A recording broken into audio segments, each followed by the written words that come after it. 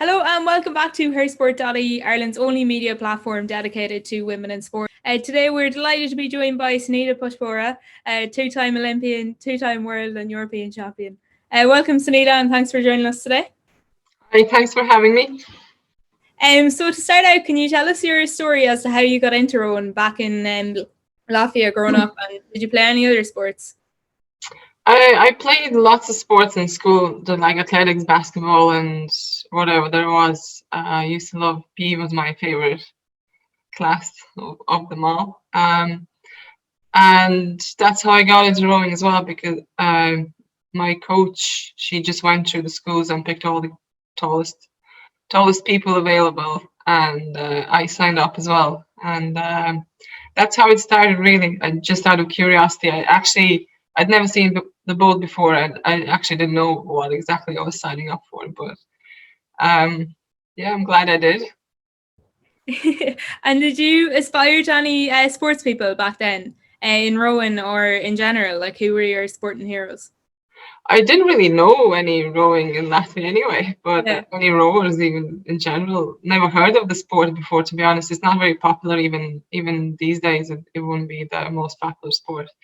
Um, yeah, I remember myself watching a lot of like Olympics and stuff, but I never singled out one athlete that I would be like admiring, or it was just sport in general that I really liked. Yeah, and I believe you've a somewhat cinematic or poetic occurrence in how you fell back into it in Ireland. Yeah, How I did was that come about? bad at reading maps. That's how. Yeah. Yeah, we kind of got lost there a little bit in Dublin.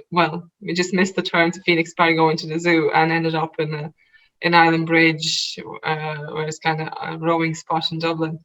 And that was it. That was my return to rowing in Ireland. Yeah, it was just like very accidental and not planned at all. So Yeah, and what age were you when you got back into it, I suppose? the second time, Yeah. well, I was still pregnant, so I had to wait until baby was out, and at that time I was 26.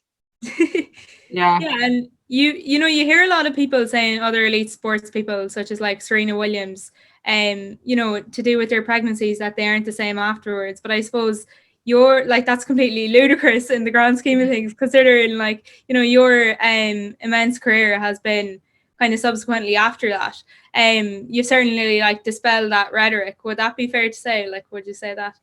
Yeah, like obviously I didn't expect myself to, once I picked it, or I didn't expect myself to go to Olympics 4 years later. That Yeah. wasn't the idea straight away. Kind of the pestered in my head a little bit, and then once I kind of started going more often, like training a bit more often and getting stronger and faster, that's how the idea came about. Yeah, I think um, I had the skills before, so I had done some rowing. So it's not like I was learning completely new sport at the age of 27. So once you've done it, like I don't see why not. And all it takes is just have to be good with training and be very disciplined how you do it, and that's it. There's no limit to it, really. Yeah, and of course, this is in conjunction with International Women's Day, and their campaign slogan this year is "Choose to Challenge." So, what does International Women's Day mean to you? And do you yourself feel you've ever had to challenge the status quo, being a successful woman in the sporting field? Not really. Like at the moment, I'm so focused on rowing. I'm kind of a bit like not quite jumping into all these Yeah, political discussions about what the Women's Day should be like or anything. I just do what I want to do, and like I wanted to go Olympics, and I did go to Olympics, and I wanted to keep going, so I did. And obviously, it wouldn't be all possible if I was the strongest woman in the world. It wouldn't be possible if I didn't have a really good supporting husband behind me as well. So it's not just like about what women can do. It's just what women can do with the support they get as yeah. well. So And you talk about it there at the Olympics. What was that experience like for yourself? I know that didn't go the way you possibly hoped, but what was it like to get there? Definitely the first time. And then what was that experience like for you? The first time was quite magical, like in the sense of I did become an Olympian 4 years after picking up an oar again. Um, the second time around, it was a little bit more upsetting because I wanted to do better than I did, and that was kind of almost a breaking point for me, whether to just leave it at that or not. And straight after that race, I thought that I'll never do it again. That I'm done. It was just so heartbreaking. But then few days later, I wasn't happy with the way it felt, and I wanted to have a better feeling about the sport before I left. Yeah, that 2013 year, I mean, you've described before as a write-off. Can you talk to us a bit about what that was like for yourself? I mean, you talk about it there, but did you ever think about giving up, or were you always just power on, let's get to the next one? 2013. Yeah. Yeah, straight after London. I had so many ambitions, and London was only just like, okay, so I got here, so next time I'm there, I want to do it better. So that Yeah. was kind of idea for the next 4 years to just go much faster and be in the final for sure at the Olympics. And so I started training really hard, and there was a change of coaches as well. So I kind of was unmonitored a little bit, and I trained myself to the ground. So I wasn't recovering well, and probably wasn't eating enough, and all that kind of stuff. So I was getting ill a lot, and I just couldn't get out of it. And I just decided it's better off just to scrap off the season, recover, and start building during the summer again for the next season. And but by that time, I did have a coach who looked after me, and we kind of made a kind of good plan to use that summer instead of kind of battling through the performing and being really tired and not recovering all the time. Just use that time to heal, build it up again, and then do the best we can the next year. And it was a good year actually. The next year I got my first international medal at Europeans. I got the bronze and was very close to getting a silver as well. But like, and I was fourth in the world that year as well. So that was it looked very promising after that year out that the racing was going in the right direction and training was good. Yeah, definitely. And it's a testament to your determination to come back from that. You've been very open about, let's say, like burnout and that kind of thing. And in relation to sports psychology, how important has that been in your career, would you say? Yeah, there were points that if I didn't have the right support, I probably would have gone and left the sport.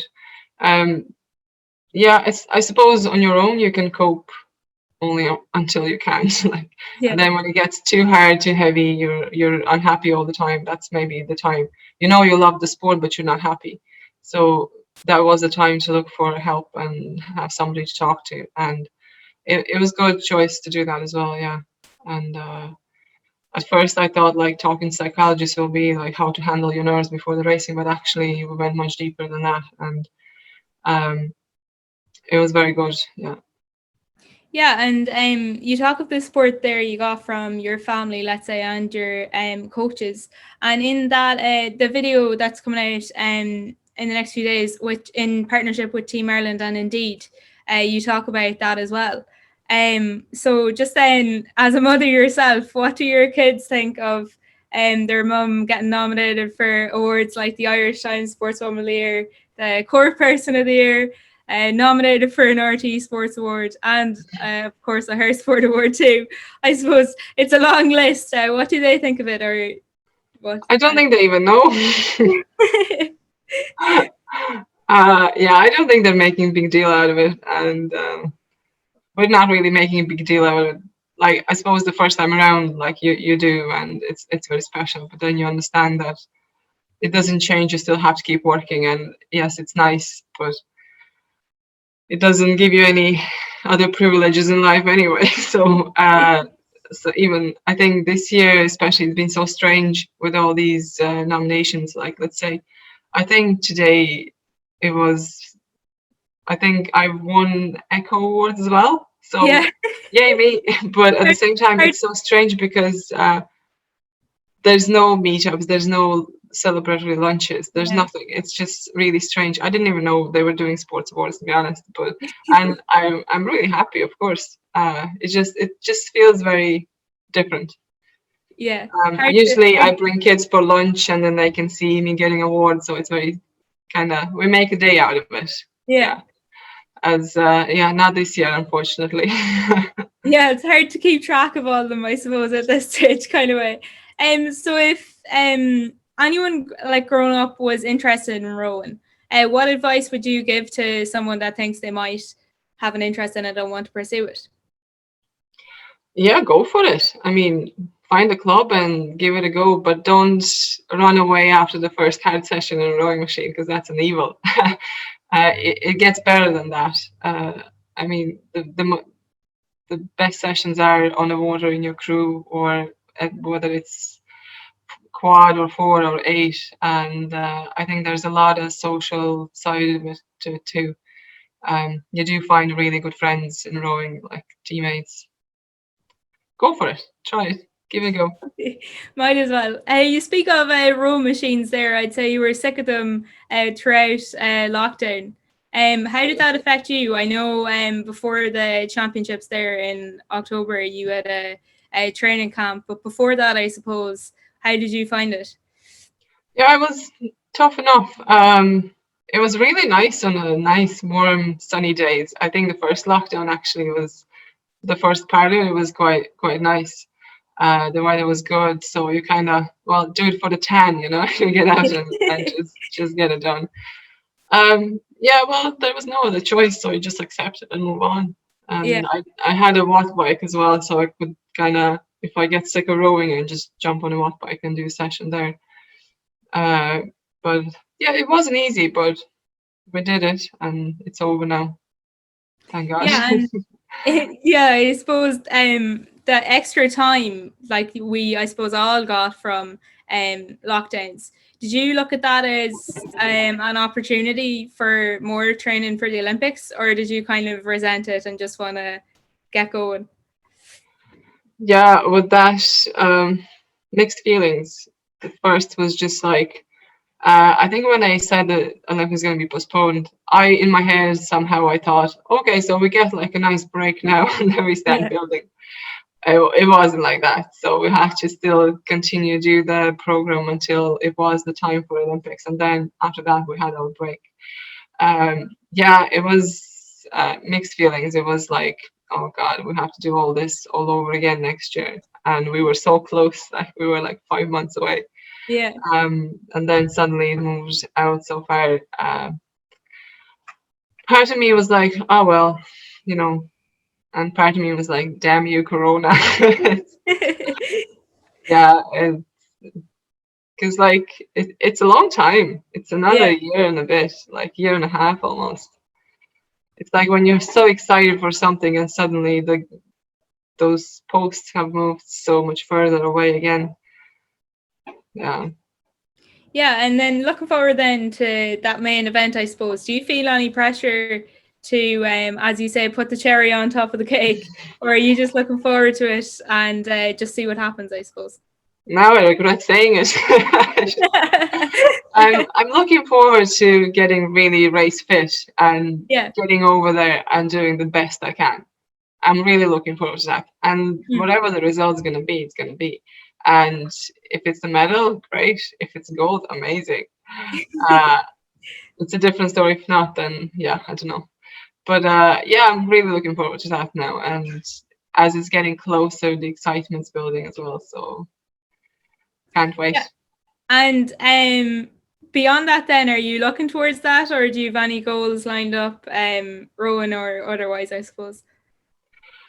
There's a few small bits to do during the summer. Hopefully we'll get to do those. I'm not gonna say it out loud, I don't want to jinx it, but um, yeah, I'm just looking forward to rest, I suppose, and spend some time with family and enjoy a bit of a summer that's going to be left after Olympics. Because Yeah, and usually when I finish, they're back to school, and I'm enjoying my downtime alone, and so it'd be nice just to spend a bit of a time during summer with them. Yeah, definitely, and like hopefully, last year. It was yeah, nice. hopefully minus the coronavirus this time. Yeah, minus coronavirus, Yeah. exactly. So thanks so much for joining us today, Sanita. Be sure and check out the video in conjunction with International Women's Day, and of course, good luck in all your future competitions. We'll be Thank you. cheering you on. Thanks so much.